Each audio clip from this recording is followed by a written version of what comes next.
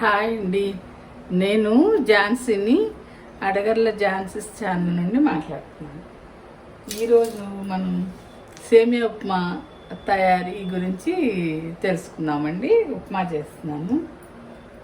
దానికి కావాల్సిన ఐటమ్స్ అన్నీ రెడీ పెట్టుకున్నాను. ఫస్ట్ ఇదిగోండి,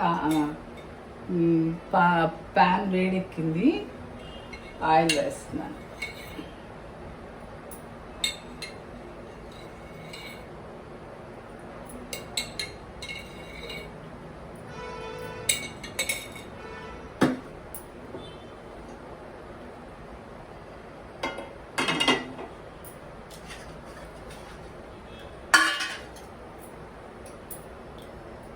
రెండున్నర టేబుల్ స్పూన్ వేసానండి. అయితే మనం చేసేది సేమియా ఉప్మా ఇట్లా ఒక గ్లాస్కి అన్నమాట.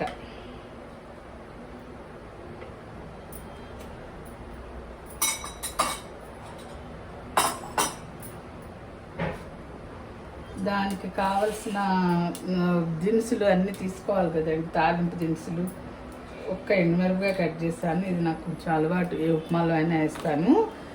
ఆవాలు, మినపప్పు, శనగపప్పు, పల్లీలు అన్నమాట. ఆవాలు, మినపప్పు, శనగపప్పు, పల్లీలు. ఈ ఎండుమిరపకాయ ఎవరి ఇష్టం లేకపోతే వేసుకోకపోయినా పర్వాలేదు, కానీ ఇవన్నీ కావాలి.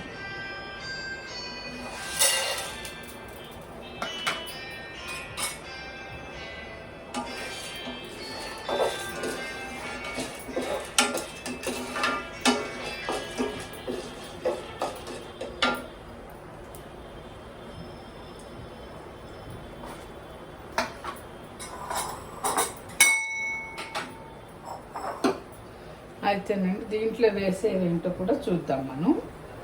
ఇవ్వండి, ఒక చిన్న ఉల్లిపాయ కట్ చేశాను.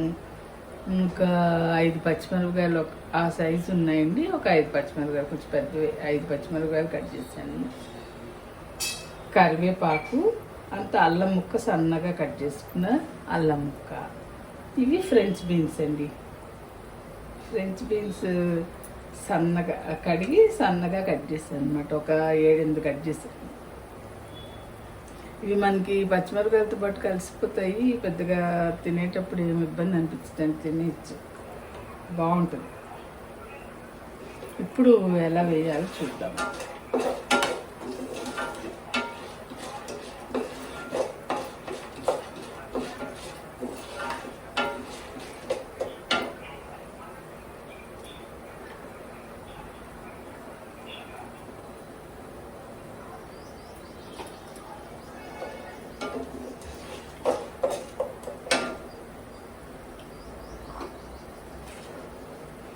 దీంట్లో వీటితో పాటు ఒక చిన్న క్యారెట్ కూడా వేసుకుంటారండి చాలామంది. కొంచెం తీతీగా నచ్చక నేను వేయను, కానీ మా అమ్మాయి వాళ్ళు వేసుకుంటారు. 2 అమ్మాయిలు కూడా కొంచెం ఈ ఫ్రెంచ్ బీన్స్తో పాటు ఒక చిన్న క్యారెట్ కూడా సన్నగా తరిగేసి వేసుకుంటారు అన్నమాట.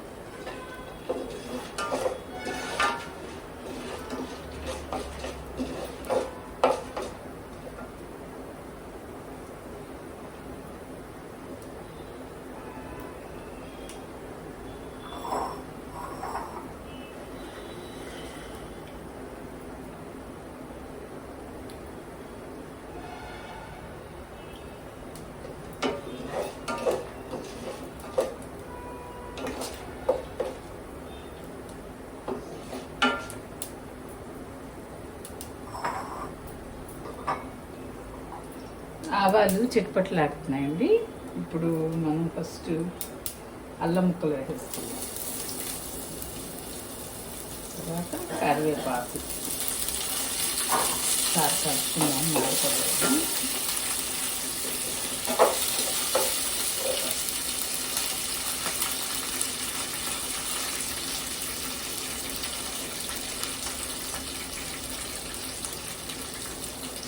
ఉల్లిపాయ, పచ్చిమిరపకాయలు,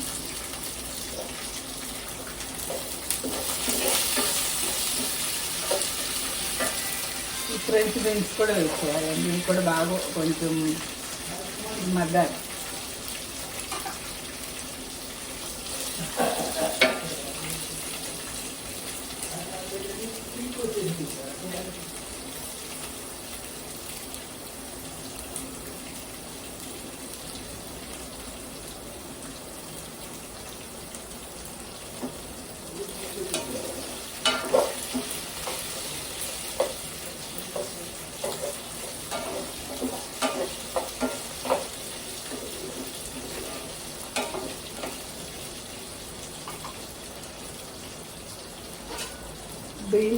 కొంచెం మగ్గాలండి. ఈలోగా మనం కొంచెం సాల్ట్ వేసేసుకుందాం.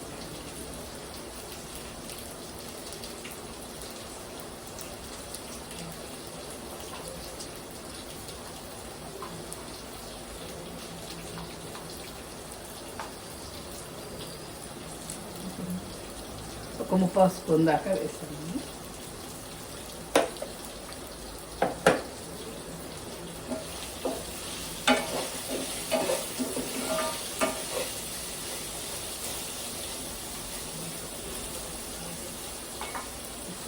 కొంచెం మూత పెట్టేసి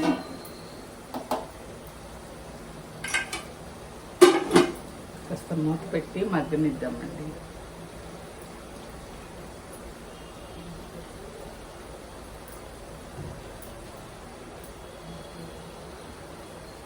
అయితే మీకు ఇంతకుముందు చేసిన వీడియోలో ఒక టిప్ గురించి చెప్పాను కదా, మినపప్పు బియ్యం దోశలకి నానబెట్టేటప్పుడు మనం వెట్ గ్రైండర్లో కాకుండా మిక్సీలో వేయాలంటే విడివిడిగా నానబెట్టాలన్నాను కదండి.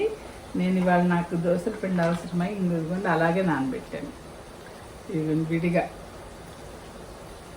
దీంట్లోనే కొంచెం మెంతులు వేసేసి మినపప్పు విడిగా,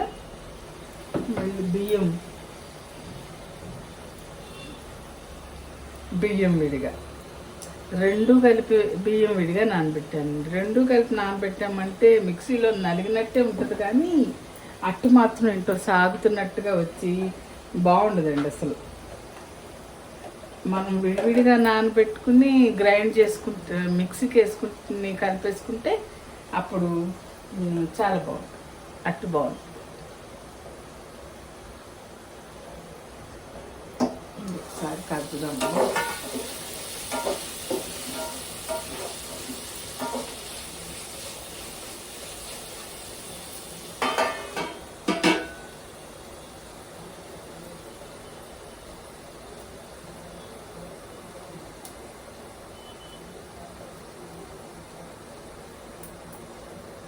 అయితే ఇప్పుడు ఈ గ్లాసు సేమియాకి మనం నీళ్ళు కూడా 2 గ్లాసులు పోయాలండి. 2 గ్లాసులు పోస్తే, అయితే కొంతమంది గ్లాసున్నారని చెప్తున్నారు, కానీ గ్లాసున్నర పోస్తే ఈ సేమియా సరిగ్గా ఉడకదు, టేస్ట్ వేరేగా ఉంటుంది. అందుకని వాటికి 2 పోయాలి. ఆ 2 గ్లాసుల నీళ్ళు దీంట్లో తీసుకుని నేను ఈ స్టీల్ గిన్నెలో తీసుకుని కొంచెం వేడి చేశానండి. అంటే ఇప్పుడు ఇది మగ్గగానే కొంచెం అవి పోస్తామనుకోండి తొందరగా ఉప్మా అవుతుందని అలా చేస్తాను. కొంచెం నిదానంగా అయినా పర్వాలేదు అనుకుంటే దీంట్లోనే డైరెక్ట్ పోసుకోవచ్చు.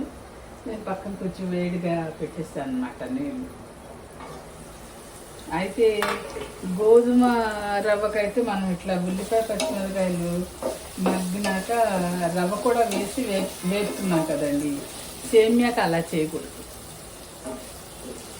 మనకి వేపిందే కావాలంటే విడిగా వేపెడినా పెట్టుకోవాలి. ఇలా చేసినా బాగుంటుంది. లేదు వేయించుకుంటే నచ్చుతుంది అనుకున్న వాళ్ళు ముందు కళాయిలో వేయించి తీసేసుకోవాలి. డైరెక్ట్గా మనం గోధుమ తాలింపులో ఉల్లిపాయలు వేసి వేయించినట్టు వేయించకూడదు అనమాట. అలా వేస్తే ఇది మెత్తగా అయిపోయి అసలు ఉప్మా చూడ్డానికి బాగుంది. అందుకని ఇది విడిగానే ఉంచుకోవాలి.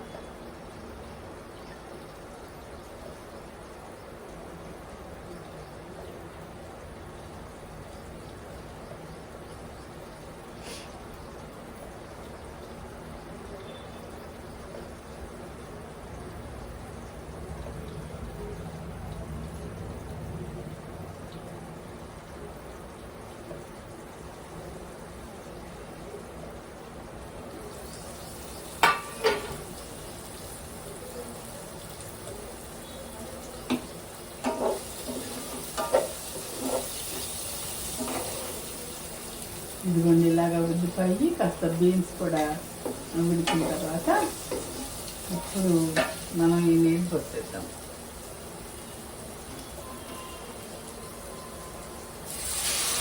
మామూలుగా చన్నీళ్ళని దీంట్లో పోసేసాను, కొంచెం త్వరగా అవుతుందని నేను ఇలా చేస్తున్నాను.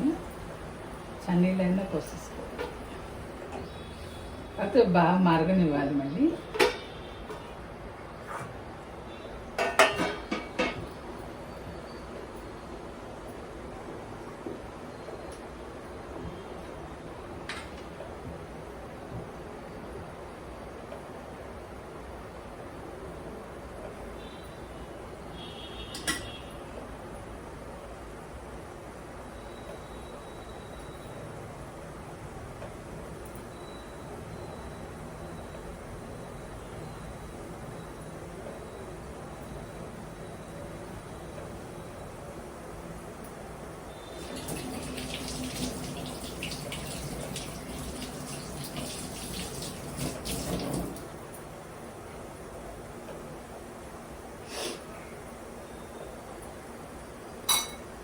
ఇప్పుడు మనం ఉప్పు చూసుకోవాలండి.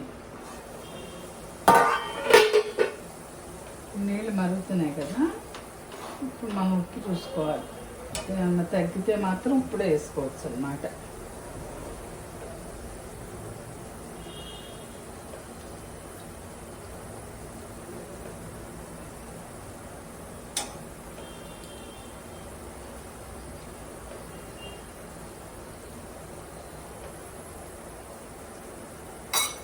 సరిపోయిందండి ఉప్పు, చూసాను నేను. ఇప్పుడు సేమియా వేసేస్తున్నాను.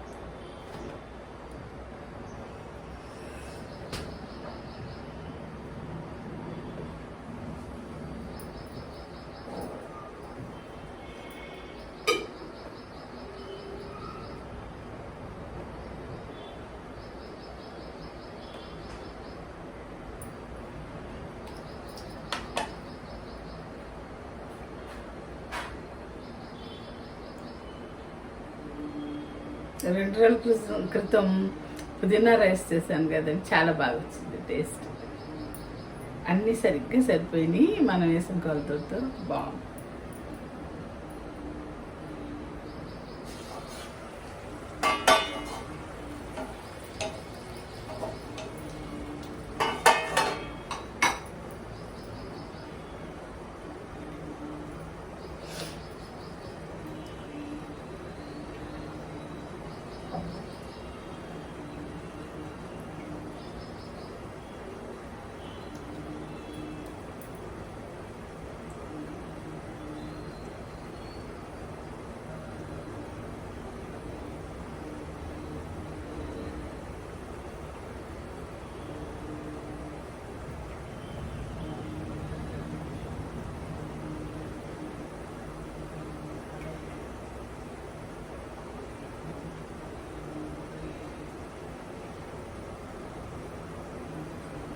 అయితే 2 రోజుల క్రితం ఒక పని మీద సికింద్రాబాద్ వెళ్ళామండి. వచ్చేటప్పుడు కేసీఆర్ గారు కట్టించిన మన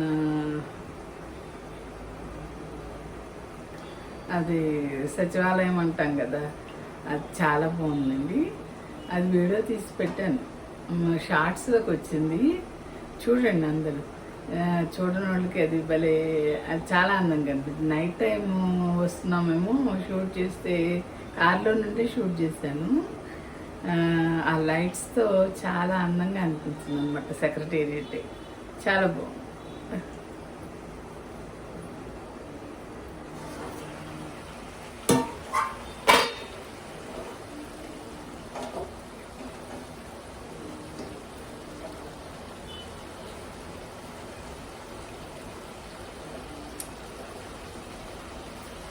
అయిపోతుంది ఉప్మా.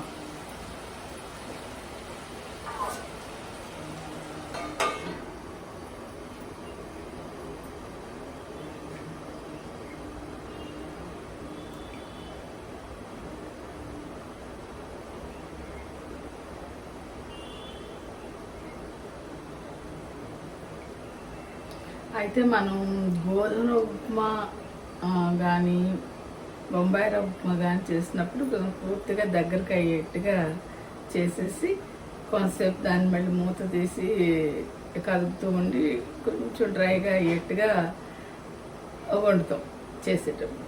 అయితే ఈ సేమియా ఉప్మాకండి అలా దగ్గరికి అయిపోయే వరకు డ్రైగా అయిపోయే వరకు కదిపాము, మొత్తం చితికిపోయి చూడడానికి బాగుండదు అనమాట. దీనికి ఏం చేయాలంటే ఇది ఒక టిప్ అనే అనుకోవచ్చు. కొంచెం ఇంకా అడుగుని కొద్దిగా కొద్దిగా లూజ్గా, నీరంటే నీరు కాదు, సేమియా ఇట్లా కొంచెం లూజ్గా కనపడుతుంది చూసారా, ఆ టైంలో ఆపేయాలి. ఆపేస్తే చల్లారినా కూడా అది ఉండకట్టదండి, అలా కొంచెం విడివిడిగానే ఉంటుంది అనమాట. మనం మ్యాగీ అయి చేసుకున్నప్పుడు ఇలా లూజ్గా ఉంటుంది చూసారా, అలా ఉంటుంది. అదే మనం పూర్తిగా దగ్గర చేస్తామనంటే ఇంకా సేమియా అంతా చితికిపోతూ బాగుండదు అన్నమాట.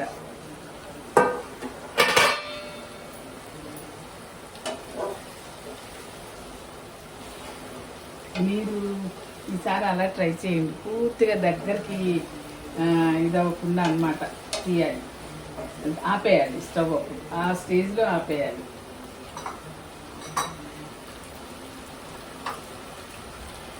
ఇదిగోండి ఎలా ఉంది సార్, ఇలా ఉంది కదా, ఇలా ఉన్నప్పుడు ఆపేసామంటే ఏమవుతుందంటే అది ఉండకట్టినట్టు అవుతుంది, పైగా సేమియా కూడా చిక్కిపోదండి. ఇదిగోండి చూసారా, ఆవిరికి ఉన్న కొంచెం తడి కూడా అయిపోతుంది చక్కగా. ఇంకా సేమియా మనకి అలాగే ఉంటుంది, కనబడుతుంది కదా మీకు, ఎక్కడ చితకలేదును, విడివిడిగా ఉంటుంది అనమాట. ఇలా ఉన్నప్పుడే కట్టేస్తే తినడానికి బాగుంటుంది. ఆపేస్తుంది. అది సేమియా ఉప్మా రెడీ అయిందండి. ఈ చిన్న టిప్ పాటించి మీరు కూడా అది నీట్గా కనిపెట్టేట్టు చేయండి సేమియాని. ఓకేనా, పూర్తిగా డ్రై అయ్యేదాకా కలపకూడదు, అది ఇలా జాగ్రత్త ఆపే. ఓకే అండి, థ్యాంక్ యూ. ఎవరికైనా ఇంట్రెస్ట్ ఉన్నవాళ్ళు మా ఛానల్ సబ్స్క్రైబ్ చేసుకోండి.